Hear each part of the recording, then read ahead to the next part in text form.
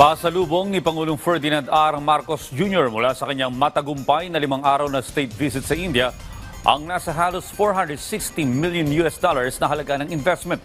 Inaasahang lilikhayan ng libu-libong trabaho para sa mga Pilipino. Si Kenneth Pasyente sa detalye. Milyong-milyong dolyar na investment at mga kasunduang pangnegosyo para sa Pilipinas ang inuwi ni Pangulong Ferdinand R. Marcos Jr. mula sa kanyang 5 araw na state visit sa India. We secured a total of 18 business agreements comprising real investments of $446 million and generated interest for a potential of up to $5.8 billion.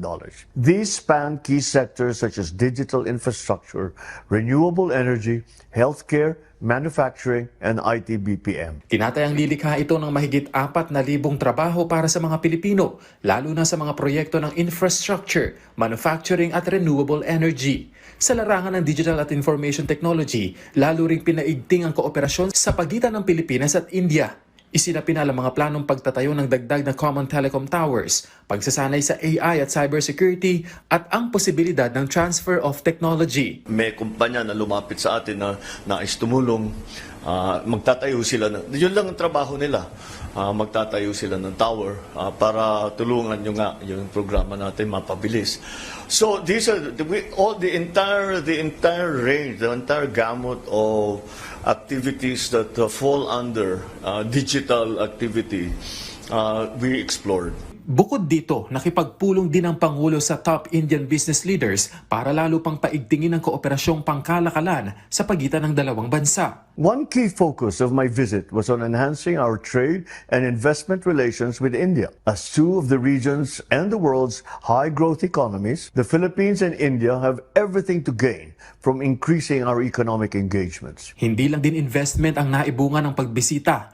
Pinag-ibayo rin ang kooperasyong pangdiplomatiko. Sa pagkikita ni na Pangulong Marcos Jr. at Prime Minister Narendra Modi, nagkasundo ang dalawang bansa na itaas ang antas ng kanilang ugnayang bilateral bilang strategic partners. The elevation of our bilateral ties signals our mutual recognition of the complementarity and alignment of our interests, not only in bilateral matters, but also in many regional and international issues of critical importance to both our countries. Kabilang sa mga pinag-usapan ng dalawang pinuno ang pagpapalawig ng kooperasyong pangdepensa sa gitna ng mga usapin sa seguridad sa rehiyon, lalo na sa West Philippine Sea.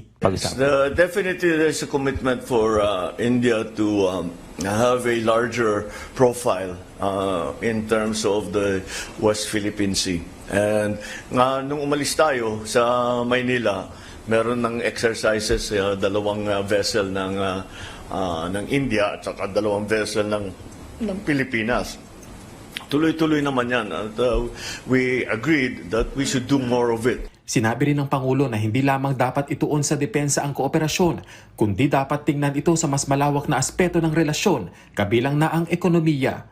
Pumirma rin ang ilang kasunduan ng Pilipinas at India sa mga larangan ng hustisya, science and technology, depensa, kultura at turismo. Sa kanyang foreign policy speech, ipinunto ng Pangulo ang isyong may kaugnayan sa rule of law, maritime security, supply chain resilience at ang laban sa terorismo. I emphasize our shared aspirations and objectives for a free, open, and inclusive Indo-Pacific region. Important to these are the security and rule of law in the maritime commons, food security, supply chain resilience, and countering terrorism and other traditional and non-traditional threats. Sa naturang state visit, binigyang diin ni Pangulong Marcos Jr. ang layuning mapalalim pa ang multidimensional cooperation sa pagitan ng Pilipinas at India.